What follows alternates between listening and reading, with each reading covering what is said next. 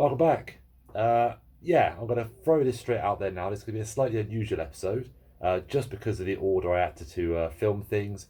It's a little bit difficult trying to film some of the stuff for this episode as well, just because of being busy while I was doing it on the rolling road and stuff.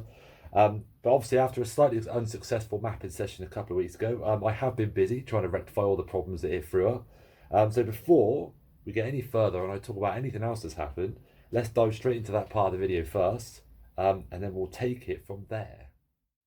You're probably sat there at home now thinking, I wonder how he's getting on fixing that turbo. Now, I will throw this out there now that I've just come straight out here and I thought I'm going to try the simplest thing first, because sometimes that's the best way to go. Don't dive in the deep end.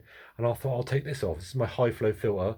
Now, this is a little bit of an offshoot from when I had my external fuel pump. So I had a little pre-filter before it, which I took off while I was on the rolling road actually, just in case that one was clogged, and it was absolutely fine.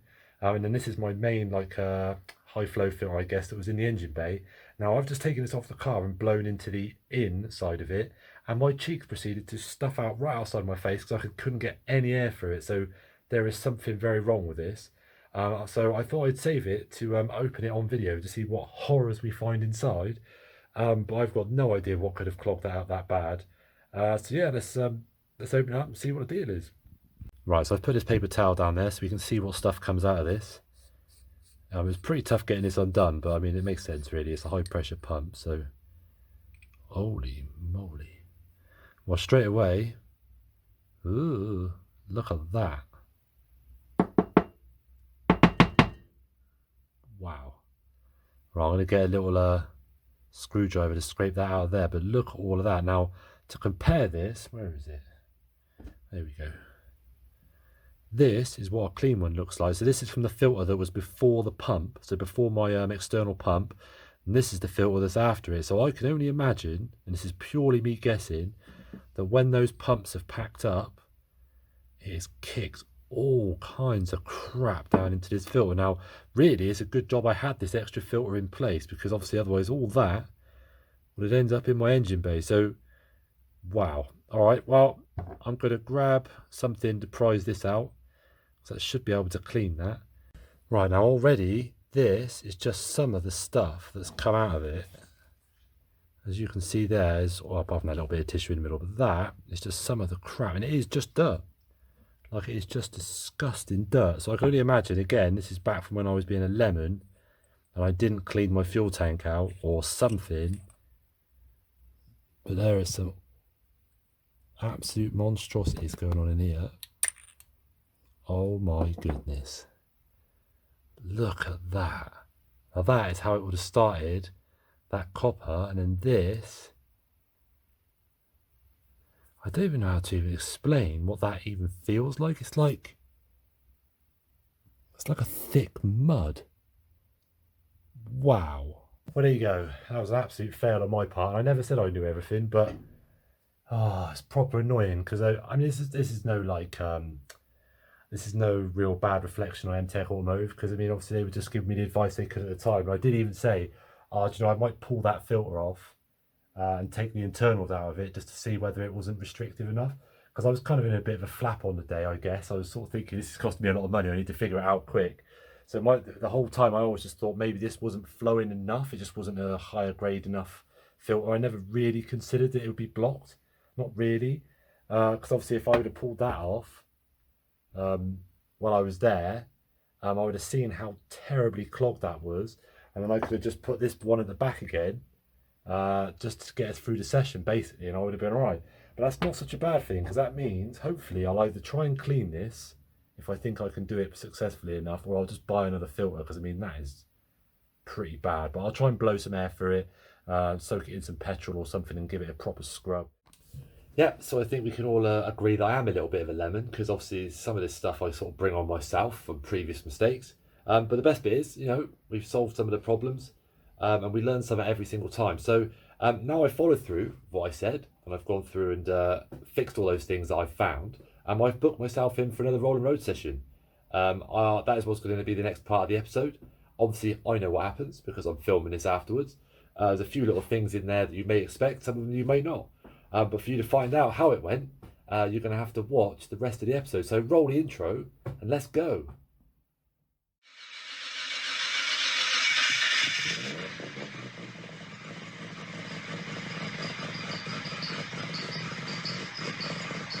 morning and welcome back to Worn Out Racing. And it's the morning of, so it's another mapping session today. I'm off to HAD, Hartwell Autosport Developments down in Tewkesbury. I've got Saunders Transport here today picking the car up. He's done a top job. Real nice bloke. He's loaded it up onto the back of a trailer. So no dramas to report so far. So I'm feeling relaxed today. I'm feeling a little bit more positive about it. I've gone through the car, I've done a few more jobs. And obviously I've got Chris on hand today as well. He's going to help me troubleshoot anything. If there's any problems, we're going to fix it when we're there. Obviously he knows his Cinquecentos as well. So like, I'm feeling in good hands today. He's already offered to take me through a few bits and actually show me some of the mapping and stuff as well, which is good. So I'm actually going to learn something. So keep everything crossed. Next time you see me, I'll be pulling up into the unit. And then we'll just take it from there. We're there for a few hours. You will notice by my seats that I'm in the Slug. So I thought, well, why not make a family outing of it? You know, take both Fiats down there. So all being well, we'll be off in a minute. So see you soon.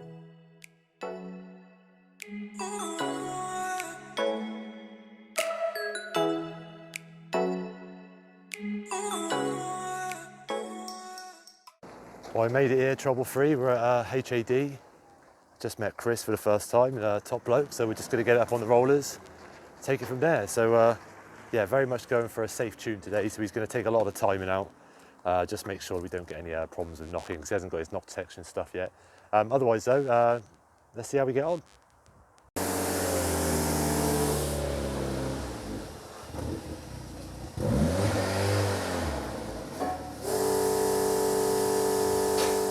Right, so we're just setting up the bottom part of the fueling table at the moment. Yeah, we're just tweaking this in a minute. So all we're basically doing is just holding it at certain revs and then just checking the air fuel and then just tweaking it as we need. So far we've got it pretty good. So we've got 14.7. We've got a little bit leaner at the idle just to clear the plugs and stuff. And then we just get it there. We just started loading a bit of boost on it, but we noticed the straps are rubbing a bit, so he's just resorting those out. So yeah, we'll see how we get on once we've got our strap back down again, and we'll start getting under some load and moving up more into this sort of part of the table.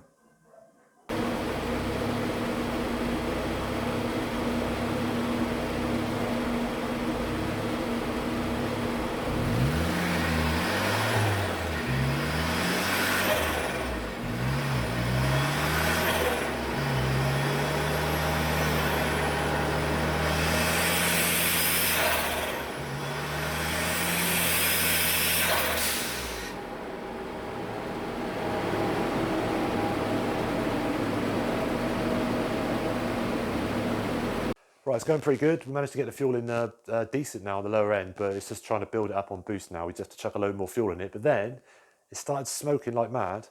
But thankfully, sort of thankfully, we know what it is. So you might not be able to see right down in there, but that is my turbo oil feed, and we can just see oil coming around it. Now I'm hoping it's not knackered and it just needs tightening, or we can try and fix it or something. But it's obviously just pushing oil out of there and straight onto the manifold, which is great because it'll set on fire. So we're just going to let it cool down. I'm going to have a cup of tea because, you know, I mean, get this cup of tea.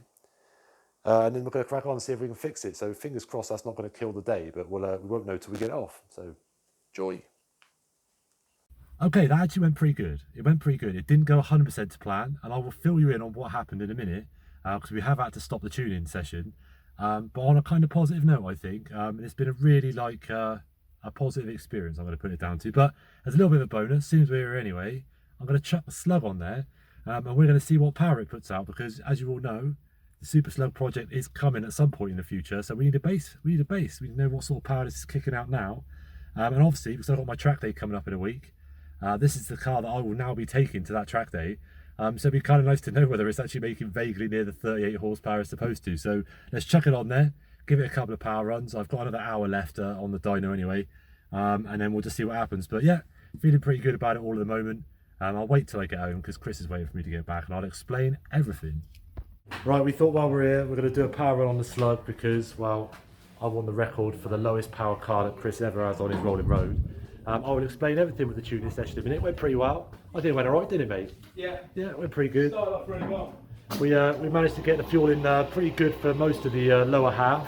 Started getting into the boost, that was alright. And then I've got my fuel flow problem back again, which we think is probably going to be because I've got some shoddy fuel lines. My eBay specials aren't any good. So I'm going to go back, put a new filter on, something a bit easier to get, like a glass one so we can see it a bit easier, get some new fuel lines, sort out a couple of oil leaks I've got, because we've got some more now, but we've been able to trace them down. But I thought while we're here, we're going to stick this on the rolling road, and then we'll see what it makes now, and then we'll see what it makes when we supercharge it. I'm going to say 33 horsepower, Chris. What are you going with? Let's go 45. 45. He's going 45. It's got a bigger throttle body, mate. That 2mm makes a lot of difference. Right, we're going 33 from me, 45 from Chris. Let's see how we do.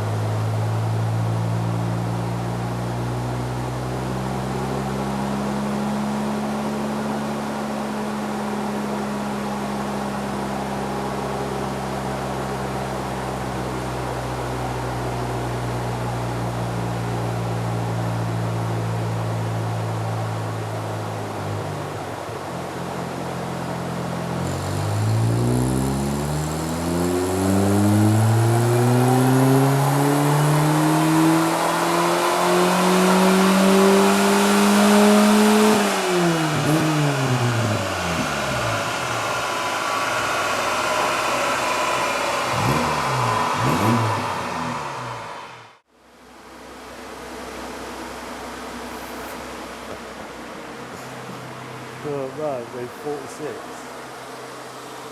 46? Mate, you were like nearly bang on. I cannot believe that just made 46 horsepower. But that's it now, mate.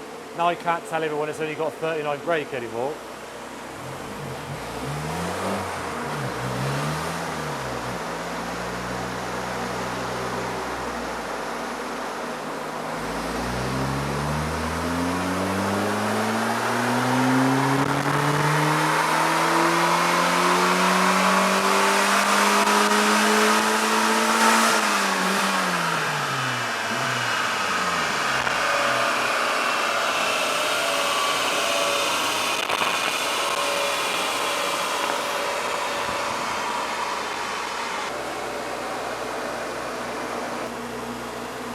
So, 47. What did we go up to? So that's... Alright. So it does seem to hold it then all the way up to 7. I thought it dropped it off before that. Yeah, which one's the torque? Is that green? Is that this one? I'm pretty impressed. I'm calling that a win. Right, we've pulled the air filter out of it. Chris reckons we're going to gain about a horsepower out of this, so we'll see if it is.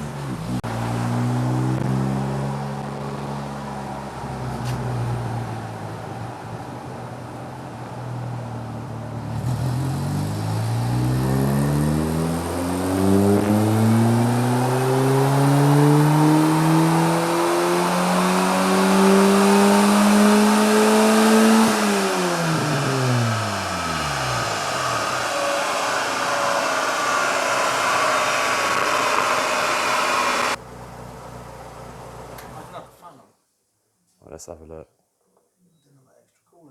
Let's have a look. Oh, a little tweak. And we didn't have the fan on, like you said, but I reckon that made a little bit more then. 47.8. I reckon with the fan on then, we probably would have made a bit more. Did it still have that dip? Oh, it does. It's pretty. Oh no, is that the green one? Is that the last one we had? No, sorry, blue one. Is it the blue one? Still get that dip in it. If anything, it was worse that time, but that might have been because of the air, I suppose. Nice. And that was basically where we ended the day. So I said a massive thanks to Chris. We got the car unstrapped. The guy from Saunders Transport, actually Matt, who owns the company, he turned up like pretty much bang on time. Again, another top bloke, loaded the car on the back of the trailer and stuff. And then Chris grabbed me a few bits because I managed to buy some really nice parts off him, which I will show you at some point. Pretty cheap. Chris was, I've got to say, he was awesome all day really. I mean, he's proper patient, just took me through everything. I learned a lot about the mapping and stuff and that side of it. It was just nice. I just really enjoyed it. Like, I was so stressed out the last time. I think probably partly because of how much money it was going to cost me. And obviously I knew I had a flat rate this time. Like, you know, Chris said I could have the rolling road for a certain amount of hours for a certain amount of money. So I kind of knew that we were just sort of there to do it. All right, was it the outcome I wanted? Maybe not quite, but I mean, if you look at the positives of it, one, obviously the Slug got on the rollers. I now know that it makes at least 10 horsepower more than I thought it was going to. Also, two, the turbo went on there. I mean, it was on the rollers such a brief period last time. I still wasn't confident everything still actually worked, like whether the engine was all right or whether like there was any other problems. But it sounded stout the whole time, like no rattles or knocks. There was no smoke that wasn't from the turbo oil feed. Um, the turbo again, I was always a little bit iffy because me and my mate, or my mate rebuilt the turbo for me, so I was always a bit like, when you don't send this stuff off to actual turbo specialists, you always think, oh, what if there's a little niggle, or the cartridge I bought was rubbish. It was all peachy. I said we were really starting to make good progress. Like Chris will, testify to this. Like, we were sort of cleaning the map up. The boost was starting to increase a little bit, and you'll hear in the video, you're starting to hear the old boost chat kicking in. And it was going really, really good. But in a way, it's good because now I've got actual things to fix. Like I still know there's something going on with my fueling, so I'm ordering some proper nylon braided fuel line. It's like the nitrile, like internal stuff rather than rubber. Because I'm pretty certain that those eBay ones are just like rubber crap hose, and it's just like degrading inside. And that kind of muddy black stuff you saw on the filter is literally just rubber, like the internal rubber stuff. So I'm ordering 3 meters of that, and I'm going to replace every single rubber hose on that fuel system. And there's not that much of it. A lot of it's hard lines. I will blow some air through it as well, just in case there's anything in there. The tank is clean, so that's all good. And it shouldn't affect anything to do with the fuel pump, because again, that's right off at the other end of the tank. I'm going to take the oil feed off. We've got a Pertex in my town anyway, so I'm going to take that down there. And I'm going to get them to make me a new feed, but I'm going to have it probably maybe another 4 inches longer, just to keep it away from that manifold, because it's far too close to the jacket and stuff, really. And I'm going to put a new adapter onto the turbo as well, because it's got a slightly better hole for the restrictor in it. Well, it's actually really hammering down. And then I'm going to crack on. Basically, I'm hoping that I'm going to fit a tow bar, because I've got a Grand Picasso, it's one of my workhorse, my car parts carrier. I'm going to fit a tow bar to it over the next week or so. My mate Chris has got a towing dolly, like it's different Chris this time, Chris Horncastle. He's got a little towing dolly that you put the 2 front wheels on, like they use on like a camper van, pulling it by the motorhome. And I'll tow it down there. So it means it's effectively free to get down there then. So me and Chris can kind of mess about with it a little bit more. That it keep costing me money. So I will say a massive shout out to Saunders Transport though, because he actually did me a discount in the end. So when we got back, I was actually expecting to pay a little bit more money. And then when I got here, he just said not to worry, and he actually dropped like 30 quid off. So yeah, top bloke. So I'll be using him from now on, I think.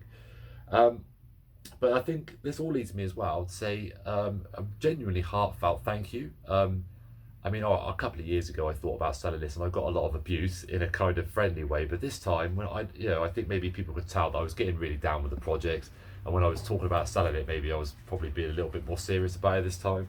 So I've got loads of people getting in contact with me, a load of mates. Chris Hartwell, obviously at HAD, messaged me and was like, "Look, man, you can come down, have the rollers for the day. We'll do it. I'll do it for you cheap, and I'll teach you as much as you want to know, basically." So that meant that took the pressure off, like paying for stuff. My mate Matt Fancy, like he messaged me and said he had a fuel pressure regulator sat on the shelf doing nothing, and he offered to send it to me for free. So he said, "I'll send it to you for free on the postage. Keep it until you've sorted all the tuning stuff out, and just send it back to me," which is amazing. So I actually sent him a couple of stickers and that as well to say thank you. And then my mate Chris Horncastle again coming in, like I always joke he's my sugar daddy when it comes to Fiats, but he had a load of stuff kicking around in his garage, car parts that he said he's had there for years, and he's given them to me. They said flog them and keep the money, basically, and put it towards paying for the next rolling road session. And I'll be honest, I'm terrible for asking for help. I don't mind asking for advice, or like helping. Can you help me put a set of wheels on my car or something if I'm pushed for time? But I'm not a big one for asking for help for this sort of stuff. So yeah, I'm really blown away by it actually, and it's made a massive difference because I feel a lot more positive about the whole thing now. Obviously, the money pressure's off a little bit. A load of you have bought t-shirts as well. I sold a load of t-shirts and some more stickers. And I know some of you have said that you really love the design of the t-shirt, but also it made you feel good that you were putting some money towards the car, which made me feel nice. So yeah, I'm blown away by that. And it's just meant I'm more positive about everything now. Like I'm determined that I'm going to get this finished, especially after our little trip to the rolling road. But I will apologise, the video's been a bit all over the place. Like I said, it's been stuff I just want to knuckle down and just put the timing onto the car and not worry too much about filming. But I also wanted to film it well as well. So what's next? I said I've got the hose on order. I'm ordering some little glass or some clear filters to go on it just for now. Once I know that I've sorted all this filtering problem out, then I can get another proper one on there. But I'll just do the little throwaway ones for now so we can keep an eye on it when we go to the next session. So I'll get the oil feed done. and I'll do a few other bits. But what that does mean, as I alluded to in the video, this car is not going to be ready for the 4th, which is 1 week from now.